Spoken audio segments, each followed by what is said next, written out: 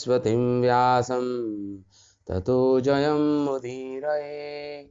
नष्टप्रायेषु अभद्रेषु नित्यं भागवत सेवया भगवती उत्तमश्लोके भक्तिर्भवति नैष्टिकी। ॐ अज्ञानतिमिरिन्धस्य ज्ञानञ्जनशलाकया चक्षुरुन्मीलितं येन तस्मै श्रीगुरवे नमः। श्रीचैतन्यमनोभीष्टं स्थापितं येन भूतले स्वयं रूपकदा मह्यं ददाति स्वपदान्तिकं।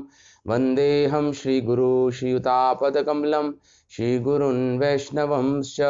श्रीरूपं साग्रजातं सहगना रघुनाथान्वितं तं सजीवं साद्वैतं सावधूतं परिजनसहितं कृष्णचैतन्यदेवं श्रीराधा कृष्णपादान् सहगन ललिता श्रीविशाखान्वितंश्च।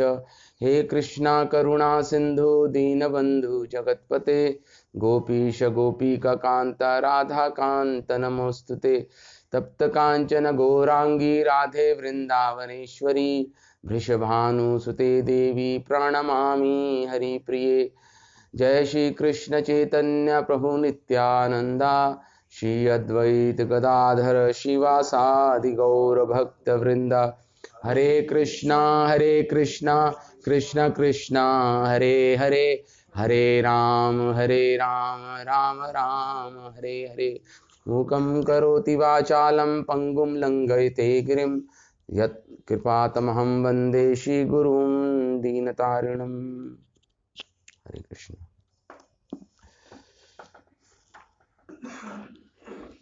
कल पढ़ने का ज़्यादा मौका मिला नहीं, लेकिन फिर भी हम डिस्कस करेंगे जो भी।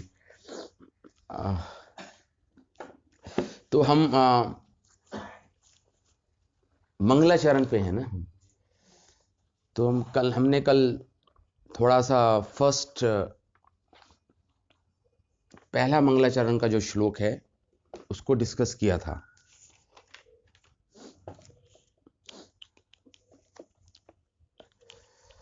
जन्माद्यस्य यतः अन्व्याद इतरतश्च अर्थेषु अभिज्ञ स्वराट तेन ब्रह्म हृदये आदि कवये मूयन्ति यत्सूर्या तेजो वारि मृदाम यथा विनिमयो यत्र त्रिसर्गो अमृषः धाम्ना स्वेन सदा निरस्त कुहकम सत्यम परम धीमहि।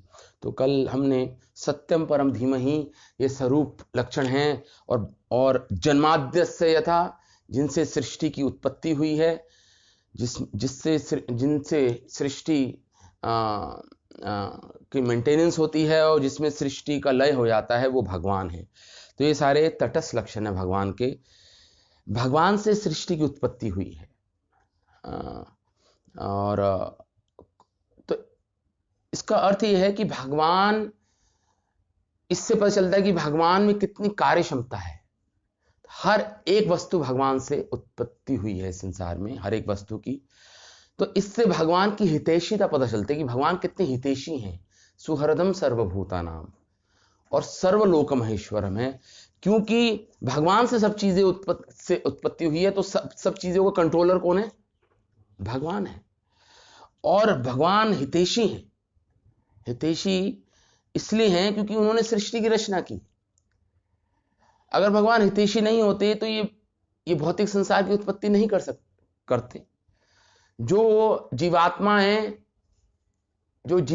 भगवान को भूली हैं, या जिन जीवात्माओं ने भगवान के साथ विद्रोह किया है, उनके लिए भगवान ने भौतिक संसार बनाया। इस पूरे संसार की बनाने की प्रेरणा या जो कारण है वो एक ही मात्र है, बस वो है जीवात्मा की इच्छा, डिजायर। हम सबकी इच्छा है भोगने की, भगवान से अलग रहने की। तो इसलिए भगवान ने भौतिक संसार बना दिया। भगवान चाहते तो ना भी बना सकते थे, कहीं भी डाल देते इस जीवात्मा को, लेकिन एक भौतिक संसार बना के उसमें सारी फैसिलिटीज, उसमें सारी सुविधाएं देकर, ताकि अपनी गलती सुधारिए। सुधार गृह की तरह है, प्रभुपाद तात्पर्य में लिख रहे हैं, सुधार गृह की तरह है कि हम सुधर के वापस भगवान के धाम जाना चाहते हैं।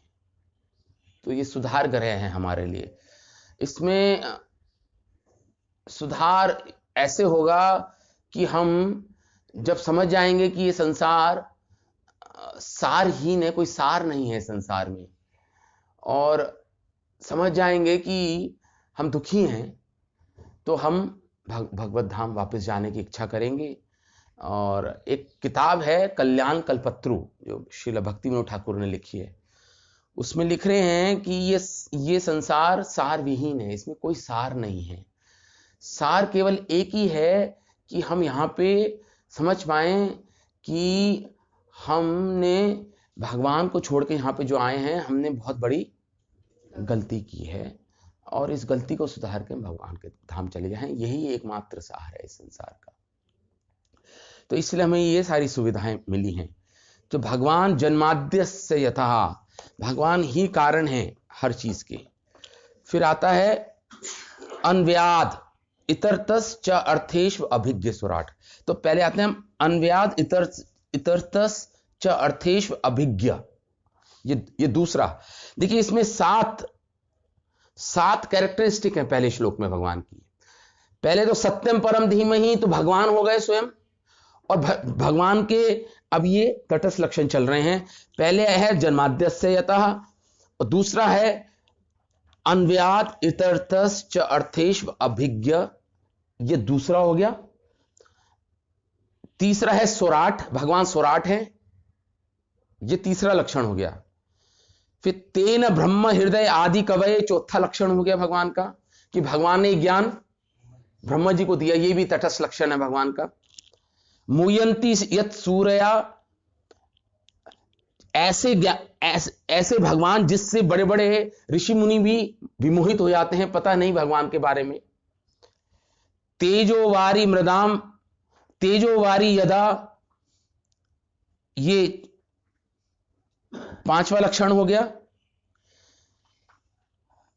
तेजोवारी मृदाम यथा, फिर छठा लक्षण हो गया विनिमयो यत्र त्रिसर्गो अमृषा। श्लोक अगर हो तो क्लियर होगा ज्यादा, आप लोग श्लोक खोल लीजिए अगर है तो। विनिमयो यत्र त्रिसर्गो अमृषा, मतलब ये संसार को ऐसा बनाया है भगवान ने कि ये 3 गुणों से बना हुआ संसार है, इल्यूजरी है, भ्रम पैदा करता है, लेकिन फिर भी क्या लगता है हमें, ओरिजिनल लगता है। ये अमृषा मतलब हो गया कि सत्य लगता है इल्यूजरी, लेकिन फिर भी सत्य लगता है। और फिर 7वां धामना स्वयं सदा निहरस्त कुहुकम, कि भगवान का जो धाम है, या भगवान खुद जो है, वो ओरिजिनल है, रियल है, और ये संसार है, ये अनरियल है, उनकी परछाई है, शेडो है। भगवान 3 गुणों से परे हैं, और ये संसार 3 गुणों से बना हुआ है। ऐसे ही भगवान का धाम 3 गुणों से परे है, और ये भौतिक संसार 3 गुणों से बना हुआ है। धामना स्वयं सदा निहरस्त कुहुकम, लेकिन भगवान का धाम 3 गुणों से परे है, निहरस्त को सत्य। ऐसे भगवान पे में हम ध्यान लगाते हैं, महर्षि व्यास बोल रहे हैं। तो जन्माद्यस्य यतः, भगवान से सृष्टि हुई है। यतो अन्व्याद इतरतश्च अर्थेषु अभिज्ञ। अन्व्याद का क्या मतलब होता है? अन्वय का मतलब ये होता है, अन्वय का मतलब होता है उपादान कारण। भगवान 2 कारण होते हैं, एक तो निमित्त कारण, एक उपादान कारण। जैसे मैं एग्जांपल देता हूं, जैसे एक कुम्हार है, घड़ा बना रहा है, तो जो निमित्त है वो कुम्हार है, निमित्त कारण मतलब कुम्हार बना रहा है घड़ा, और किस चीज से बना रहा है? मिट्टी से। तो मिट्टी हो गया उपादान कारण, इंग्रेडिएंट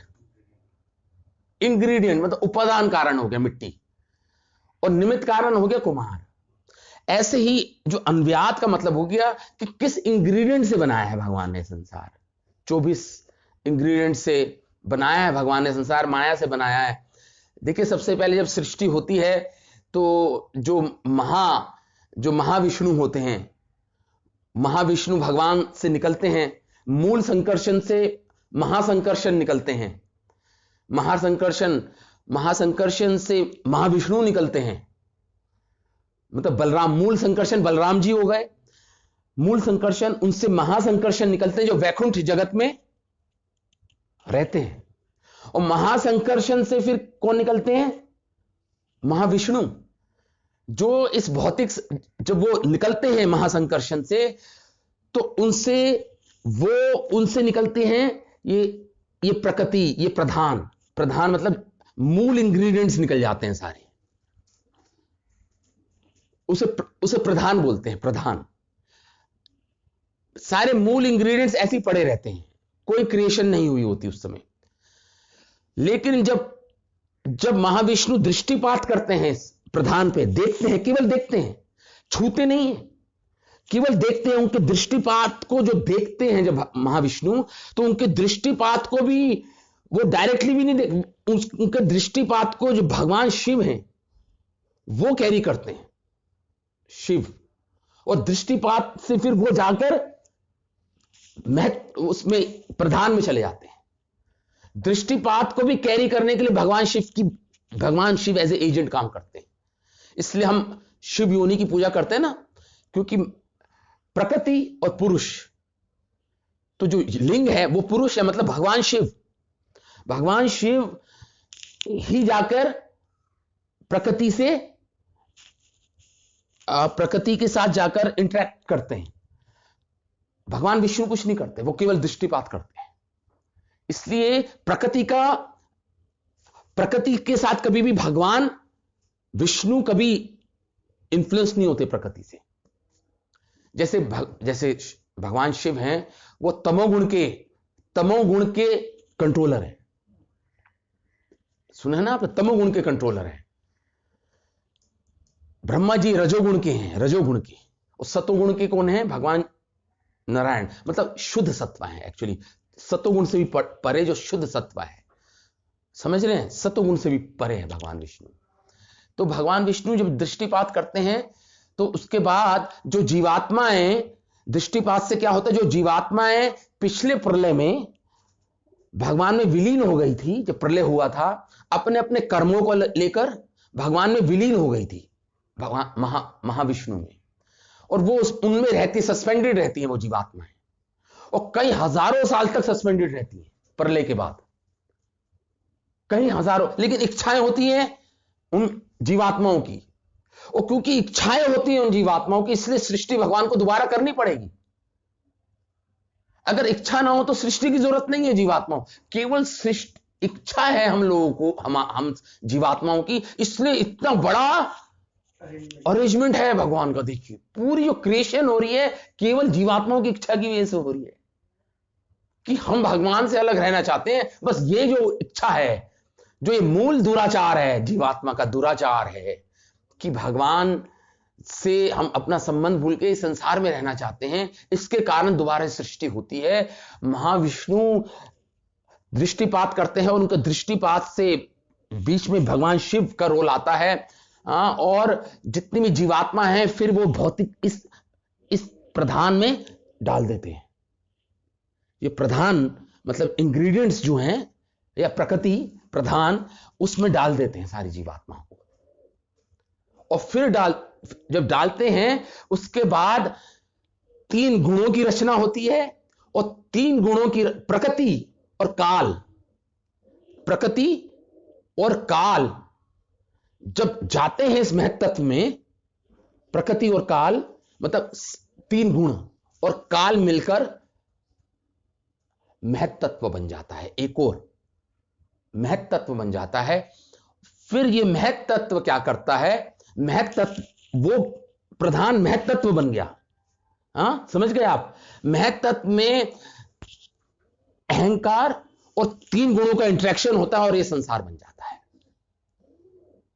अहंकार, फॉल्स ईगो, ये महत्त्व में इसका जन्म होता है, अहंकार, क्योंकि संसार में सब अहंकार से बना है सब चीज। एक्चुअली जब सतोगुण से अहंकार मिलता है तो इंद्रियां बन जाती हैं, और जब तमोगुण से अहंकार मिलता है तो इंद्रियों के विषय बन जाते हैं, रस रूप गंध स्पर्श।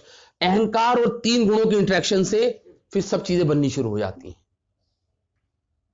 जब ये चीजें बनती हैं फिर ब्रह्मा जी की का रोल आता है। ब्रह्मा जी फिर हर जो भी बन चुकी हैं उन चीजों को मैनिपुलेट करके चीजों को फिर फाइनल एक ढांचा, एक रूप दे देते हैं, उसे विसर्ग बोलते हैं।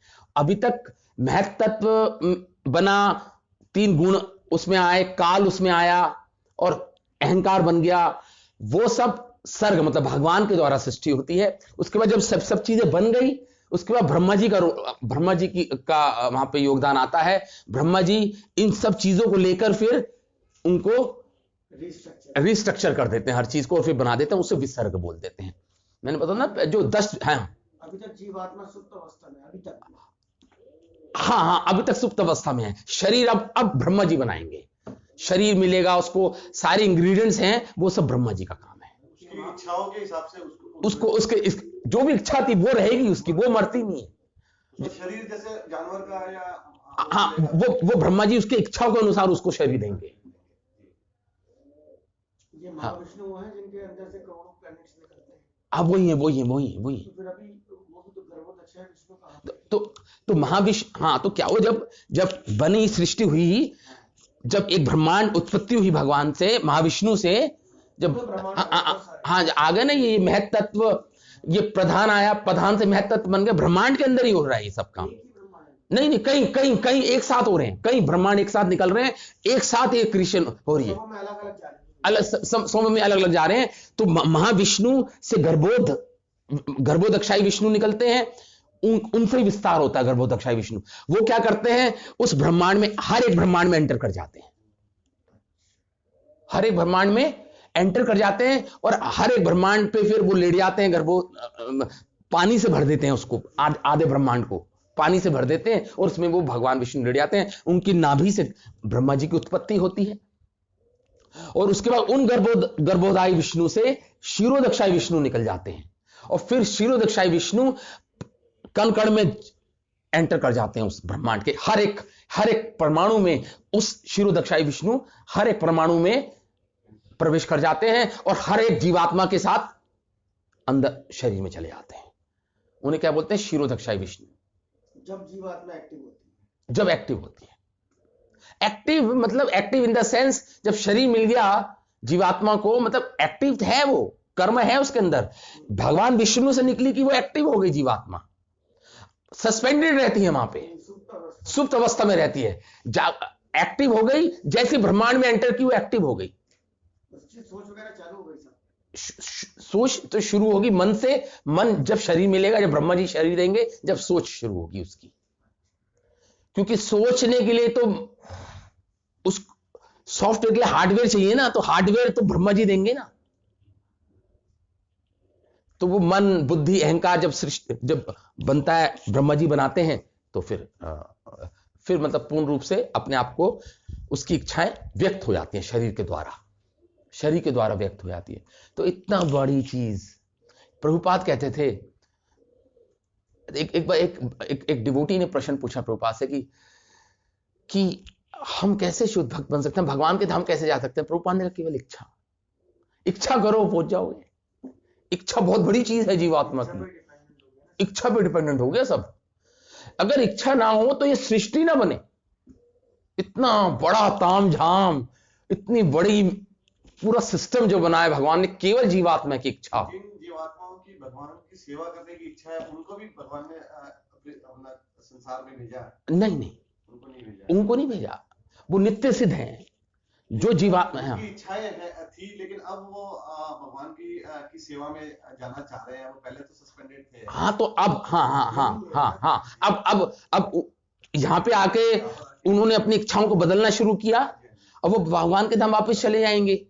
तो ये तो सुधार रहे हैं ना वो अपने आप को। तो उनको मौका, इसलिए तो मौका दे रहे हैं भगवान। इस सृष्टि इतना बड़ा पेन लेके भगवान मौका दे रहे हैं। वैसे तो पेन तो होता नहीं, क्योंकि उनकी तो कहीं शक्ति है, स्वाभाविक सब तरीके से काम चल रहे हैं, लेकिन फिर भी मतलब इतना बड़ा तामझाम केवल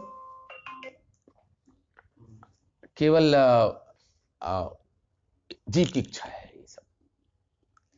तो यहां पे यही कह रहे हैं, अन्व्याद इंग्रेडिएंट्स भगवान ही इंग्रेडिएंट्स देते हैं, भगवान कृष्ण ही दे रहे हैं। जो जिससे संसार बन रहा है सब भगवान से निकल रहा है। अन्व्यात और इतरतस का मतलब ये हो गया, अन्व्यात तो हो गया पॉजिटिव, भगवान ने दिया। इतरतस मतलब हो गया कि वो वस्तु जिसके भगवान कारण नहीं है, वो वस्तु है ही नहीं।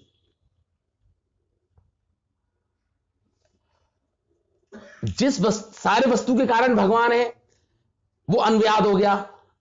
इतरतस जो नेक्स्ट शब्द है इतरतस का अर्थ ये हो गया कि जिस वस्तु के कारण भगवान है, मतलब वो वस्तु फिर अस्तित्व ही नहीं है, उसका हो ही नहीं सकता कि कोई ऐसी वस्तु हो जिसका कारण भगवान ना हो। वो सब भ्रम है, वो द्वैत है। भक्ति सिद्धांत सेवी ठाकुर लिखते हैं अपने एक उसमें कि द्वैत ये है कि हम किसी भी वस्तु को भगवान से स्वतंत्र होकर देखते हैं, वो द्वैत है। द्वैत मतलब द्वितीय अभिनिवेशिता स्यात्। द्वितीय अभिनिवेश एक श्लोक है ना, बहुत इंपॉर्टेंट श्लोक है कि भय का कारण क्या है, क्योंकि हम द्वैत में हैं, हम सब द्वैत में हैं। द्वैत का कारण क्या है? भय का कारण है द्वैत। हम सोच रहे हैं कि दो है, भगवान से स्वतंत्र भी कोई वस्तु है, वो हमारा द्वैत है, वो भ्रम है, केवल भ्रम है, वो कुछ नहीं है। हर वस्तु भगवान पर निर्भर है, उसकी स्वतंत्र अभी आएगा और ये शब्द आएगा स्वराट। भगवान ही केवल स्वतंत्र हैं, बाकी सब परतंत्र हैं। सारी भगवान से संबंध है सारी वस्तुओं का। आप किसी भी वस्तु को भगवान से अलग करके नहीं देख सकते, क्योंकि उन्हीं से निकली है सारी वस्तु इस संसार में। तो इतरतस का ये मतलब हो गया। इसका मतलब प्रभु कल्पना में भी कोई भी चीज आ रही है तो भगवान से रिलेटेड ही हो रही है। कल्पना अब एक कल्पना है कि पुष्प, अब एक कल्पना यह है कि गधे के सिंग होते हैं। अब एक गधा आपने देखा जिसके सिंग हैं, वो कल्पना है। लेकिन गधा सत्य है, गधा होता है, सिंग भी होता है, लेकिन जो दोनों का कॉम्बिनेशन है गधे के ऊपर सिंग, वो कल्पना है। तो ये संसार सत्य है, इंग्रेडिएंट सत्य है। हम मायावादियों की तरह नहीं है जो कहते हैं संसार सत्य जगत मिथ्या। ये आपने सुना होगा ये कि संसार मिथ्या है। ठीक है, मिथ्या है, भ्रम है, क्योंकि ये संसार में हम, ये सबसे बड़ा भ्रम है कि संसार में हम आनंद लेने के लिए आए हैं। ये सबसे बड़ा जीवात्मा का भ्रम है, जो हम इस संसार में रस और आनंद की खोज कर रहे हैं। इससे बड़ा भ्रम कुछ नहीं हो सकता। लेकिन आनंद होता है, एक रियल आनंद भी होता है, एक रियल सुख भी होता है, वो हमें नहीं पता। लेकिन संसार में आनंद है, रस है, वो भ्रम है। तो वो इसे बोलते हैं इतरतस। ठीक है, समझ गए ये कंसेप्ट समझ गए। अब आगे नेक्स्ट चा अर्थेश अभिज्ञ। भगवान अभिज्ञ है क्या हो रहा है पूरे संसार में, क्योंकि भगवान से निकला है। भगवान को पता है कौन से कोने में क्या हो रहा है संसार में, हर एक चीज के बारे में पता है भगवान को। आप केवल अगर यही पता चल जाए ना किसी को कि भगवान अभिज्ञ है, हर कोने में क्या हो रहा है, तो लोग पाप करना बंद करते हैं। लोगों को ये अभी पूर्ण विश्वास नहीं कि कर्मणा देव कर्मणा नेत्रेणा, मतलब उनको वॉच किया जा रहा है हर क्षण। आपकी कोई प्राइवेट लाइफ नहीं है, कोई प्राइवेट लाइफ नहीं है किसी की भी। सब कुछ देखा जा रहा है, नोट किया जा रहा है। आप कांस्टेंट अंडर सीसीटीवी के सर्विलेंस में है। अरे यार, एक जीवात्मा इस भौतिक संसार में सीसीटीवी सर्विलेंस चल रही है यहां पे 24 घंटे। हम मन में भी जो सोच रहे हैं वो अंदर ही बैठे वो भी पूरा सब भगवान अभिज्ञ हैं क्या हो रहा है, सब जानते हैं। अभिज्ञ सुराट, अभिज्ञ हैं भगवान, सब जानते हैं क्या हो रहा है। अब नेक्स्ट शब्द आ गया सुराट। भगवान ही स्वतंत्र हैं, बाकी सब परतंत्र हैं। भगवान ही स्वतंत्र हैं, इसलिए कंट्रोलर हैं। कोई कहे कि भगवान भगवान स्वतंत्र है ना, इंडिपेंडेंट है और कंट्रोलर है। बाकी सब भगवान पे डिपेंडेंट है, सारी वस्तु, केवल भगवान ही इंडिपेंडेंट है। इसमें मैंने कुछ लिखा था कि इसका क्या अर्थ हो गया कि भगवान ही पूर्ण रूप से, मतलब इसमें ये कह रहे हैं कि भगवान स्वराट है, मतलब भगवान को किसी की हेल्प नहीं चाहिए इस संसार को बनाने के लिए। सारे देवी देवताओं को भगवान की हेल्प चाहिए, भगवान को किसी देवता की हेल्प नहीं चाहिए किसी भी। फिर भी भगवान उनको ये सेवा देते हैं, सृष्टि देवी देवताओं को, ताकि उनको भी कोई सेवा मिले। अदरवाइज भगवान की शक्तियां इतनी अपने आप में आत्मनिर्भर हैं कि भगवान को किसी की जरूरत नहीं है। परास्य शक्तिर विविधेव श्रूयते स्वभाव की ज्ञान बला क्रिया एवचा, कि भगवान की शक्तियां स्वाभाविक हैं, उनमें क्रिया बल ज्ञान सब है, स्वाभाविक हैं। भगवान को कोई प्रयास नहीं करना पड़ता, स्वाभाविक है भगवान की क्रियाएं। तो ये अपने आप काम कर सकती हैं, लेकिन भगवान अपने भक्तों को नियुक्त करते हैं अपनी सेवा में, सेवा देते हैं अपने भक्तों को, सेवा देते हैं भगवान। ये कंसेप्ट बहुत इंपॉर्टेंट है। भगवान को सेवा की जरूरत नहीं है, भगवान को आपकी सेवा की जरूरत नहीं, क्योंकि वो तो परिपूर्ण है, आत्मनिर्भर है प्योरली। तो प्रश्न उठता है, तो जैसे शांत भाव के भक्त होते हैं, देखिए भगवान के जो भक्त होते हैं ना, कई भाव के होते हैं ना, शांत भाव के भक्त कहते हैं, उनका मत यही होता है, वो कहते हैं भगवान को हमारी क्या सेवा की जरूरत है, तो हम तो भगवान का केवल चिंतन करेंगे, सेवा का कोई कंसेप्ट नहीं है शांत भाव के भक्तों में, आध्यात्मिक जगत में भी। और इस भौतिक जो शांत भाव के भक्त होते हैं, शांत भाव के भक्त होते हैं जैसे वृंदावन की गुल्म लताएं, वृक्ष, नदियां, गोबर, मतलब ये सब शांत भाव के भक्त हैं भगवान के। शांत, प्रैक्टिकल सेवा नहीं करते।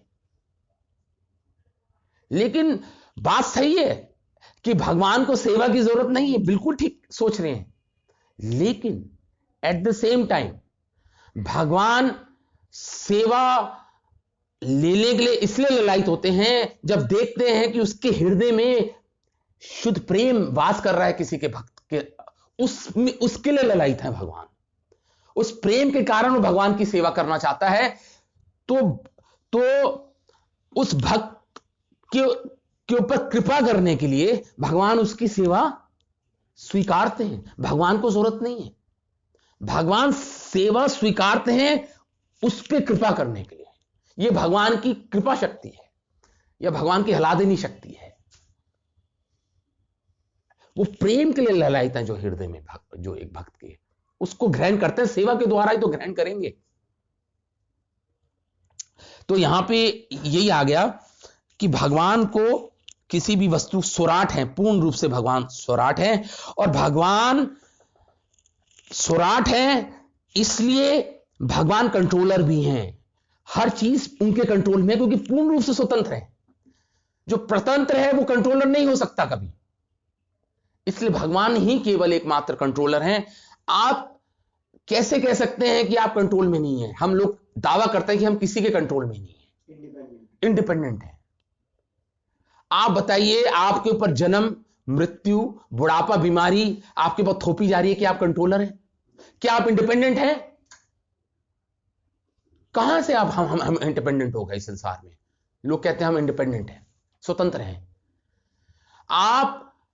आपके घर में आपके बच्चे तक आपके कंट्रोल में नहीं है, एक लड़का एक लड़की भी कंट्रोल में नहीं है आपके। प्रभुपाद एग्जाम्पल दे रहे कि तो भगवान सबको कंट्रोल कर रहे हैं, आप कंट्रोलर नहीं है।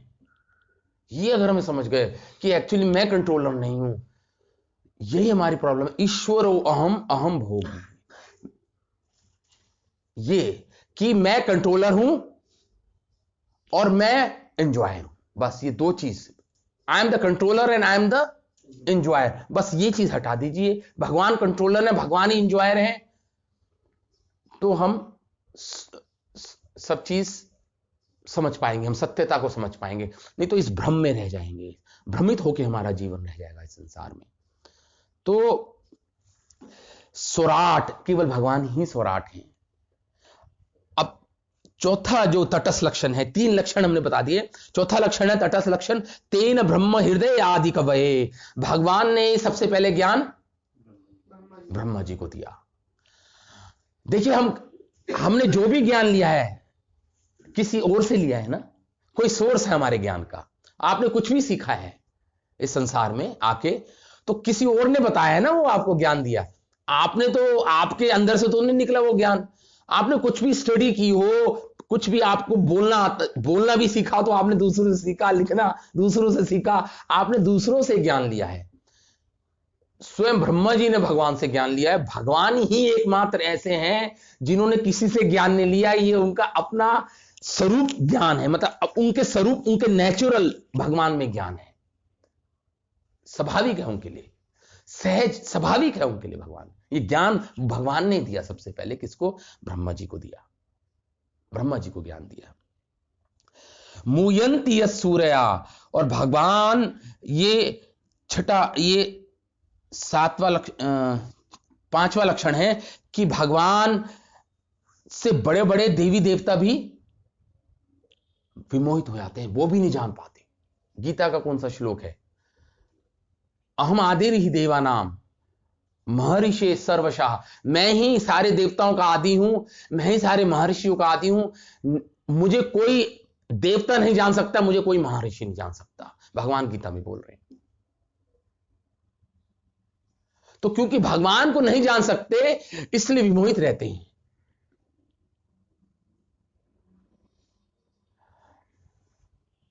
तो भगवान को नहीं समझ पाएगा कोई, देवी देवता भी नहीं समझ पाते हैं। बलराम जी नहीं समझ पाए जब भगवान ने अपने आप को बछड़ों में और बाल गोपालों में बना लिया, जब बन गए भगवान, तो बलराम जी 1 साल बाद उनको समझ आया ये हो क्या रहा है ये पूरे इसमें। ये तो सबका प्रेम कृष्ण की ओर, जितना कृष्ण की ओर था अपने बछड़ों में, अपने बच्चों में कैसे हो गया। तो विमोहित हो जाते हैं, बड़े बड़े देवी देवता विमोहित हो जाते हैं भगवान से। एक उपनिषद है, उसमें आया है कि एक बार भगवान एक ब्राह्मण का रूप धारण करके सभा में आ गए देवताओं की। ये ना उपनिषद में, केना उपनिषद ने, एक केना उपनिषद मतलब 12 जो उपनिषद मुख्य उपनिषद है उसमें केना उपनिषद एक उपनिषद है।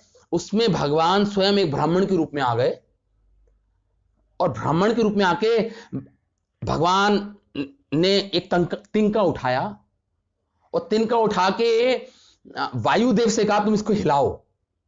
वायुदेव पूरे प्रचंड अपने वेग में आए। वायुदेव ने कहा ये हिलाने में क्या है, हंसने लग गए सारे देवी देवता। और उस ब्राह्मण ने एक तिनका उठाया और वायुदेव प्रचंड वायु गति से चले और फिर भी वो तिनका नहीं हिला पाए। ऐसे अग्निदेव आए, अग्निदेव ने बहुत जलाने की कोशिश की तिनके से, भगवान का जला के दिखाओ, नहीं जला पाए। केना उपनिषद में आता है ये प्रसंग आता है, उपनिषद में आता है। तो सारे देवी देवताओं ने जोर लगा लिया, कुछ नहीं हुआ, और भगवान तुरंत वहां से अदृश्य हो गए। जब अदृश्य हो गए तो दुर्गा जी प्रकट हो गई वहां पे। दुर्गा जी सिर्फ उन्होंने पूछा कि वो कौन थे, तो दुर्गा जी ने कहा वो स्वयं ब्रह्म थे, वो भगवान थे। मतलब तो सारे जो देवी देवताओं का जो गरुड़ अहंकार था, भगवान ने उनको विमोहित करके जो उनका सब तोड़ दिया अहंकार। तो भगवान सबको विमोहित कर सकते हैं। मोहिनी अवतार में भगवान शिव को विमोहित कर दिया भगवान ने। और बोलो, भगवान शिव जो जिनकी पत्नी स्वयं माया देवी है, पार्वती स्वयं माया देवी है, साक्षात उनकी पत्नी। और जब कामदेव ने तीर छोड़ा था शिव भगवान के ऊपर, कि उनको समाधि से जागृत किया जाए, नहीं तो उनको उत्तेजित किया था, उनकी जनेंद्रियों को। लेकिन भगवान शिव कोई नहीं, कुछ नहीं हुआ भगवान शिव को। लेकिन भगवान शिव ने आंखें खोली, क्रोधित होके वो कामदेव को जला दिया था, उसको भस्म कर दिया था उस कामदेव को। ऐसे भगवान शिव वो विमोहित हो गए मोहिनी मूर्ति से। आप बताइए, भगवान विष्णु ने जब मोहिनी का रूप धारण किया था, और जब भगवान शिव को पता चला कि ये तो मोहिनी स्वयं विष्णु है, तो उनको लज्जा नहीं आई। वो कहते हैं तो स्वयं भगवान है, विष्णु है। हाँ, तो इनसे भ्रमित तो पूरा संसार है, मैं तो छोटा सा, मैं क्या हूं भगवान के सामने। कहते हैं फिर कोई बात नहीं, मैं मतलब उनको इतनी लज्जा नहीं आई। इसलिए ब्रह्मा जी कह रहे हैं 10वें स्कंद में, ब्रह्मा जी कह रहे हैं, हे प्रभु आप कौन और मैं कौन। ब्रह्मा जी कह रहे हैं आप कौन हैं? आप तो सूर्य की रोशनी है, सूर्य हैं आप। आपने देखा होगा जब सूर्य की रोशनी खिड़की से आती है तो छोटे छोटे जो डस्ट पार्टिकल्स हैं वो दिखते हैं। अब तो खैर फ्लैट्स ऐसे बन गए शायद रोशनी नहीं पहले दिखते थे जो खुले घर में होते थे। हाँ, तो ब्रह्मा जी कह रहे हैं एक श्लोक में कि हे प्रभु आप कहां और मैं कहां। आप तो वो सूर्य की रोशनी है जिसमें अनंत ब्रह्मांड तैर रहे हैं, छोटे छोटे जो डस्ट पार्टिकल्स नहीं होते, छोटे छोटे तैरते दिखते हैं। आप तो ऐसे अनंत ब्रह्मांड आपके यहां से आपसे निकल रहे हैं, और मैं तो एक छोटे से ब्रह्मांड का, एक छोटे से उस कण का एक छोटा सा ब्रह्मा हूं। तो एक प्रभु आप कहां और मैं कहां। ये बहुत सुंदर श्लोक ब्रह्मा जी की स्तुति में गाते हैं। तो मुयंति यत् सूर्य, बड़े बड़े ऋषि मुनि लोग भी विमोहित हो जाते हैं भगवान से, विमोहित हो जाते हैं। ये 5वां तटस्थ लक्षण है भगवान का। प्रभु जी इनकी सबकी एक्सेस है भगवान का, एक्स हाँ, अगर हाँ, हम परेशान होते नहीं। खैर देवी देवता भी विष्णु तक पहुंच पाते हैं, क्योंकि आपने देखा होगा जब भगवान को जब गौ माता और जब ब्रह्मा जी गए तो क्षीर सागर पे खड़े हो गए और वहां पे उन्होंने प्रार्थना की, तो भगवान ने दर्शन नहीं दिए। भगवान ने केवल अपनी वाणी से उनको कहा कि मैं आऊंगा। इतना आसानी से भगवान के दर्शन नहीं होते। ब्रह्मा जी के पूछ लगे, वह ब्रह्मा जी के पूछ लगे। और विश्वनाथ चक्रवर्ती ठाकुर तो कह रहे हैं कि ब्रह्मा जी भी नहीं पहुंच पाएंगे जब तक भगवान की इच्छा नहीं होती। भगवान तक नहीं पहुंच पाएंगे वो, ब्रह्मा जी भी। भगवान की ब्रह्मा जी को भी तो, ब्रह्मा जी की जब उत्पत्ति हुई तो उनको जब तप किया उन्होंने, जब जाके भगवान के दर्शन हो पाए। उनको भी तप करना पड़ता भगवान के दर्शन करने के लिए, शुद्ध करना पड़ता अपने आप को। भगवान की इच्छा नहीं हुई तो गोपियां ही नहीं आई, वृंदावन से मथुरा कितना दूर थी। वो खैर वो तो खैर रस की बात है। वो तो रस चल रहा है। हर वस्तु को दो दृष्टि से देख सकते हो, एक तत्व दृष्टि, एक रस दृष्टि। तो रस दृष्टि से भगवान, वो लॉजिक से परे होती है रस दृष्टि।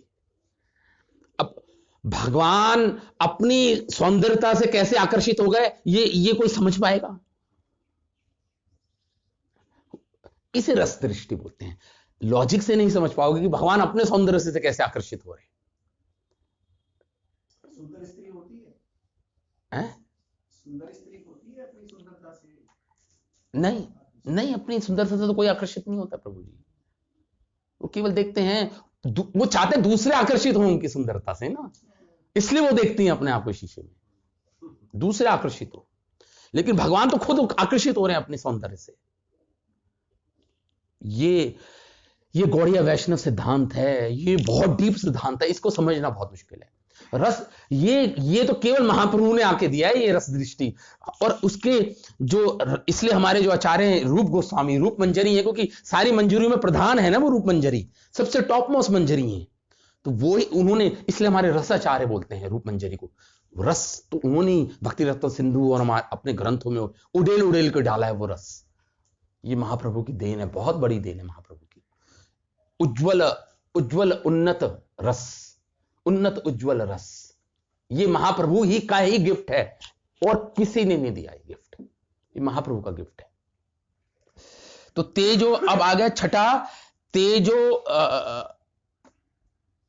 तेजो वारी मृदाम विनिमयो यत्र त्रिसर्गो अमृषः। तेजो वारी मृदाम 1 2 3 4 5, पांचवा है तेजो वारी मृदाम, मतलब भ्रमित करते हैं भगवान। तेज मतलब अग्नि, वारी मतलब पानी, और मृदा मतलब पृथ्वी। तो कभी कभी हमें, आप डेजर्ट में जाएंगे, मृग मृषिका देखेंगे, उसमें अग्नि में आपको पानी दिखाई देता है कि पानी है उस वहां पे, इसलिए भागता है हिरण। तो भगवान ने इतना इल्यूजरी बना रखा है कि अग्नि में, पानी में अग्नि दिखाई देगी, अग्नि में पृथ्वी, पानी में पृथ्वी दिखाई देगी, अग्नि में पानी दिखाई देगा। भ्रमित है, सब सब भ्रमित है। ऐसा बना रखा है संसार को, हाँ, ऐसा ऐसा पूरा इल्यूजरी है, इल्यूजन है।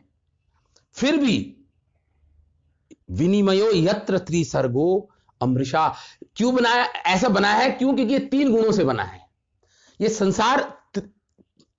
त्रिसर्गो मतलब 3 गुण से अमृषा, फिर भी सत्य लगता है। ये बात है, ये भगवान की माया शक्ति है। इल्यूजरी है लेकिन फिर भी सत्य लगता है संसार में। वो और प्रॉब्लम है। देखिए थोड़ा इसको एनालाइज करते हैं। पहले तो इल्यूजरी वर्ल्ड बना दिया, लेकिन इल्यूजरी जो भ्रमित संसार से ज्यादा भ्रम क्या है पता है? हमारे अंदर जो भ्रम है, हमारी दृष्टि जो है, भ्रमित दृष्टि वो ज्यादा, और इस संसार ये इल्यूजरी है, और हमारे अंदर भी भ्रम है। हमारे अंदर भ्रम ये है कि संसार में सुख है, आनंद है। हम इस दृष्टि से संसार को देख रहे हैं, अपनापन, अहममेती की भावना देख रहे हैं। एक तो आपके अंदर भी भ्रम, आपकी बुद्धि भ्रमित है, और प्लस संसार भी भ्रम है। तो दोनों का कॉम्बिनेशन है ये। आपके अंदर जो भावना है वो भ्रमित है, क्योंकि माया से ग्रसित हो आप 3 गुणों से। आपका मन जो संसार को देख रहा है वो भ्रमित है, और ये संसार है अपने आप में एक भ्रम है, क्योंकि टेम्परेरी है ना, क्षणभंगुर है हर चीज। भगवान ने बनाया क्योंकि तेजो वारी मृदाम, पृथ्वी में हमें क्या दिख रहा है? मतलब अग्नि में पानी दिख रहा है, पानी में पृथ्वी दिख रही है, तो इल्यूजरी है संसार। उस इल्यूजरी संसार में आपकी जो दृष्टि है वो भी इल्यूजरी है। आप जिस दृष्टि से संसार को देख रहे हो वो इल्यूजरी है।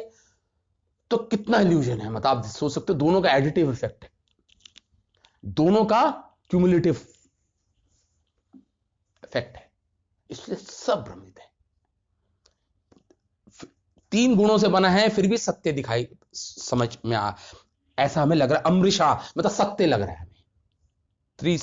फिर 7वां भगवान का तटस्थ लक्षण है धामना स्वयं सदा निरस्त कुहकम।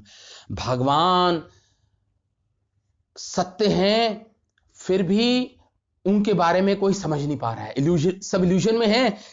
और भगवान का धाम रियल है, रियल वस्तु है, ठोस वस्तु है। रियलिटी केवल भगवान और भगवान का धाम है। और निरस्त कुकम, वहां पे ये माया का प्रभाव नहीं है। निरस्त हो जाती है, हार जाती है माया। भगवान के धाम में माया का कोई वहां पे प्रभाव नहीं है। कुहुकम, ऐसे परम सत्य भगवान पर हम ध्यान करते हैं। सत्यम परम धीमहि, तो हमने सत्यम परम पे तो डिस्कस कर ही लिया है कल हम पूरा। धीमहि मतलब बहुवचन में है, हम सब ब्रह्मा जी कह रहे हैं ऐसे भगवान पे हम ध्यान करते हैं। मतलब महर्षि वेद व्यास बोल रहे हैं इस श्लोक में। तो ये पहला मंगलाचरण का श्लोक है। दूसरे पे जल्दी आ जाए, कंप्लीट कर दें दूसरा। अभी टाइम कितना है प्रभु जी? नहीं हो सकता। हाँ नहीं जल्दी से बनाए। हाँ तात्पर्य पढ़ेंगे ऐसे। अब आपको सब समझ आएगा प्रभुपाद क्या। अब देखिए बहुत, अब आपको पता चलेगा प्रभुपाद क्या। तात्पर्य तो पढ़ना जरूरी है। हाँ तात्पर्य तो फिर तात्पर्य पढ़ते हैं इसी श्लोक का। हाँ तो मतलब ज्ञानी लोग कौन होते हैं? ज्ञानी लोग वो होते हैं जो ये सब चीजों की जानकारी हो जाती है। ज्ञानी लोग वो होते हैं, प्रेम डेवलप नहीं होता। वेदों में 2 वाक्य हैं, एक है शक्ति, एक तो शक्तिमान और एक शक्ति। अब ये समझ लीजिए आप। अब ये प्रभुपाद जी फर्स्ट इसमें ही तात्पर्य में ये भी समझा रहे हैं। देखिए भाव, जो ये प्रश्न प्रभुपाद जी ने सब आंसर कर दिया। वेदों में 2 वाक्य हैं, एक तो शक्तिमान के बारे में बताया गया, एक शक्तियों के बारे में बताया है। तो जो ज्यादा शक्ति की ओर, शक्तिमान की ओर जाता है, शक्तियों को नहीं ध्यान देता उन वाक्यों पे, तो वो द्वैतवादी बोलते हैं, मतलब बिल्कुल अलग है। द्वैत। और जो केवल शक्ति की तरफ जाता है, शक्तिमान को भूलता है, वो अद्वैतवादी हो गए। जो कहते हैं कि सब एक ही है, वो केवल शक्तियों को देख रहे हैं, शक्तिमान तक नहीं पहुंच पा रहे हैं।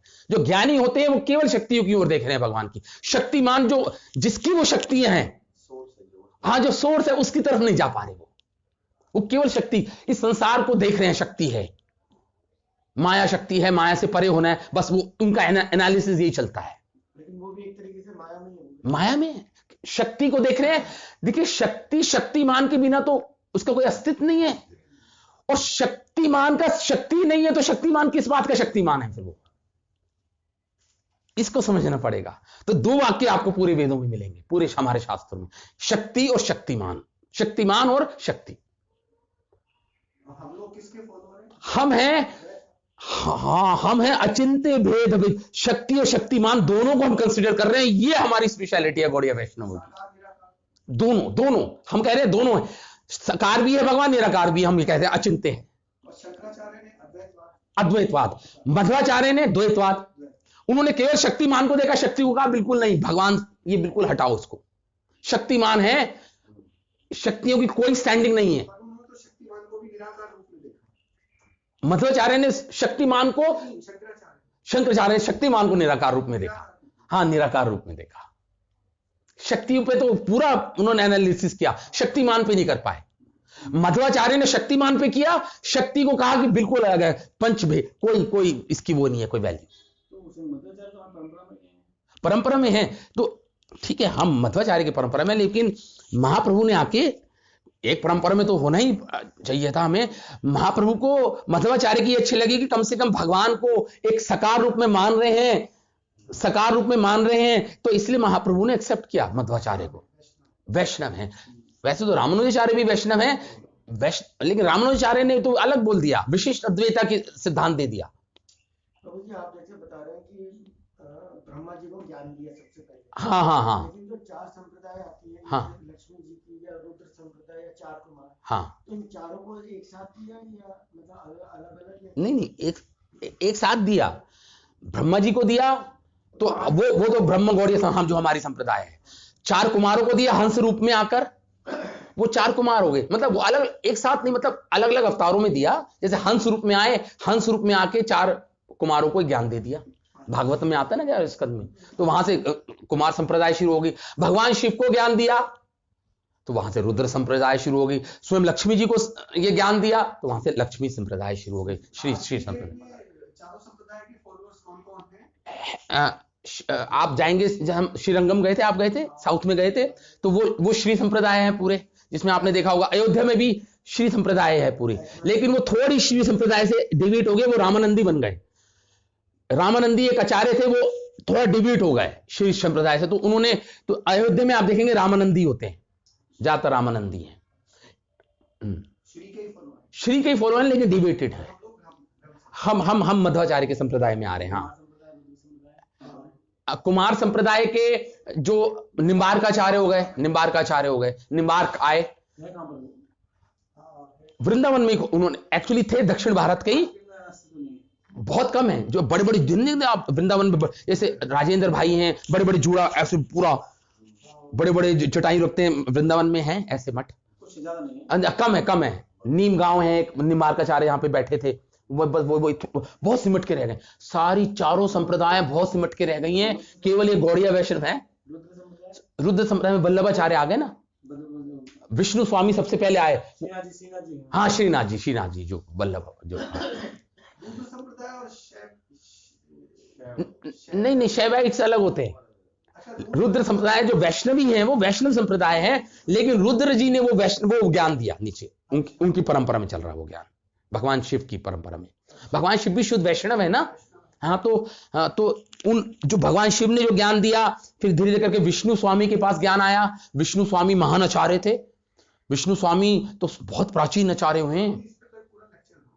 हाँ, भक्ति किसको फॉलो करते हैं? बनारस में तो अद्वैतवादी शंकराचार्य ज्यादा है, शंकर अद्वैतवादी ज्यादा है वहां पे।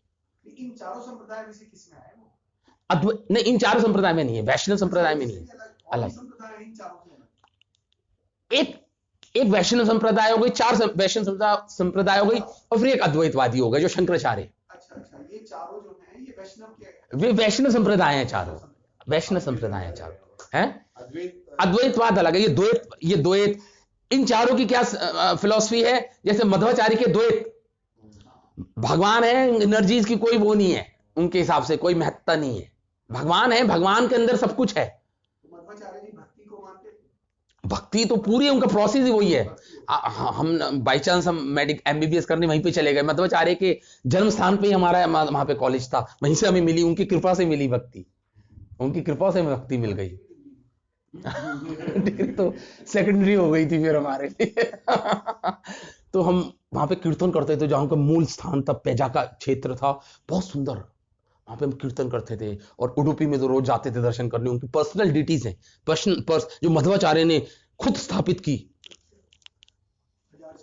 हाँ, 1000 कहीं, हाँ, यस, 11वीं सेंचुरी।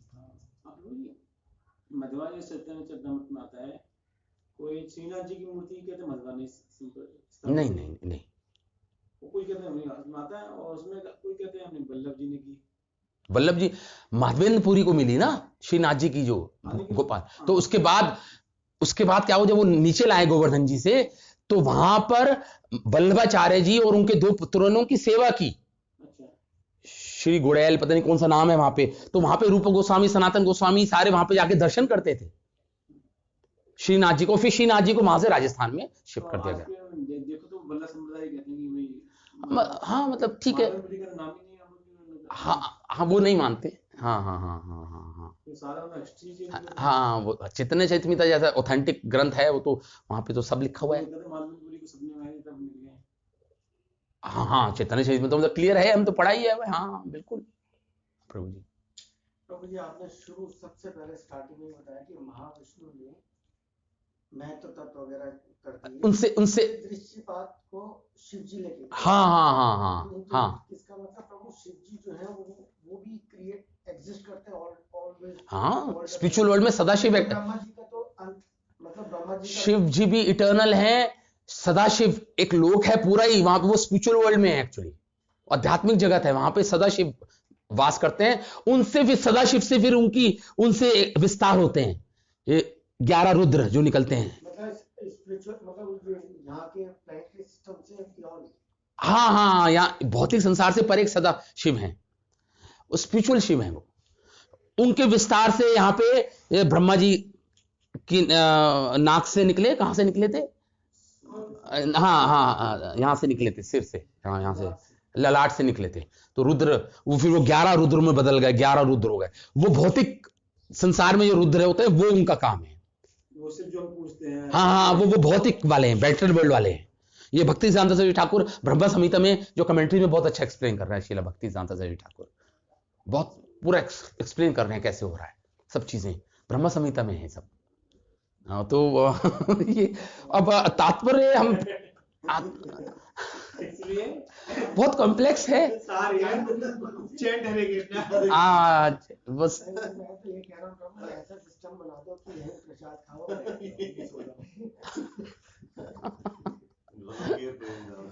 यही तो कहते हैं मत नहीं बनाना, मत को ऐसा नहीं बनाना है, प्रचार करो, जाओ। जाएंगे तो प्रभु हाथ में चैंटिंग कर 3 श्लोक 2 दिन में करेंगे।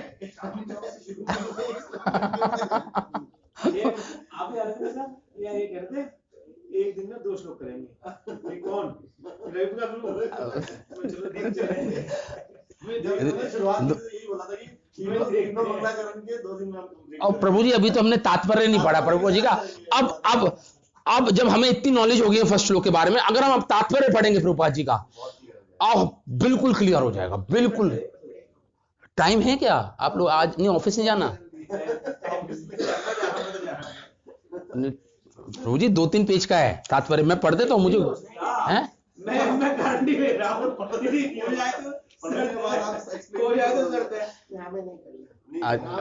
पता है ना, हम भी आपके साथ रह रहे हैं 3-4 साल से। क्या हम मतलब इसको तात्पर्य को पढ़े अपने घर जाके ये कर लीजिए आप, कम से कम, और कल आके हम फिर बहुत लेंदी हो जाएगा। इतनी डिटेल में क्योंकि प्रभुपाद जी का तात्पर्य जो पॉइंट हमने मिस कर दिया ना, प्रभुपाद जी सारे तात्पर्य में पॉइंट डाल रहे हैं, तो हमें और क्लियर हो जाएगी। प्रभुपाद का तात्पर्य बेसिस है, हम जो सिस्टमेटिक स्टडी कर रहे हैं प्रभुपाद का तात्पर्य बेसिस है। अब केशवानंद प्रभु के लेक्चर्स भी देख लो, पूरे प्रभुपाद जी के तात्पर्य पे बेस्ड होते हैं। तो हमने जो पॉइंट मिस कर दिए क्योंकि हम तो अभी परफेक्ट नहीं है, तो वो सब पॉइंट हम समझ पाएंगे। हम भी मेहनत करें इसके बाद, तो हमारी हमारे डाउट्स होंगे वो हम आपसे राइट। तो अब आपको समझ गए कि फर्स्ट श्लोक कैसे चल रहा है, कैसे भगवान का स्वरूप लक्षण है, तटस्थ लक्षण क्या क्या है भगवान के, सब समझ आ गया आपको। अब हम पढ़ेंगे तो हमें बिल्कुल क्लियर हो जाएगा प्रभुपाद का तात्पर्य। हम यही चाह रहे हैं, सिस्टमेटिक स्टडी, मतलब हम पहले बेसिक डिस्कशन करें उस श्लोक के बारे में और फिर फाइनली प्रभुपाद का तात्पर्य पढ़ें, होमवर्क करें अपना पढ़। बहुत जरूरी है, इसके बिना तो फिर तो अगर आप प्रभुपाद का तात्पर्य पढ़ के आएंगे, या फिर ऐसा कर सकते हैं सब एक एक पैराग्राफ पढ़ें, नेक्स्ट क्लास में प्रभुपाद के तात्पर्य का एक एक पैराग्राफ पढ़ें। देखिए जल्दीबाजी में कुछ फायदा नहीं है, हम प्रभुपाद का तात्पर्य क्यों मिस करें, तो ये तो खजाना है प्रभुपाद का की चेतना है ये। तो हम कल ऐसा करेंगे, सब एक एक पैराग्राफ पढ़ेंगे and then we will discuss on those points, जो हमने मिस किए वो पॉइंट्स भी सामने आ जाएंगे। फिर कैन वी डू दैट? कल करते हैं ऐसा। तो इससे ज्यादा कि भागे दूसरे श्लोक पे, तीसरे श्लोक पे, मंगलाचरण ही जो चल रहा है अभी, तो मंगलाचरण एक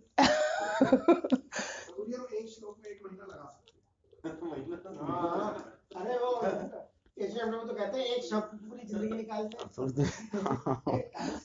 प्रभुपाद ने मतलब इतना कैसे लिखा, क्या क्या हमने प्रभु जी ये नहीं संभव नहीं है।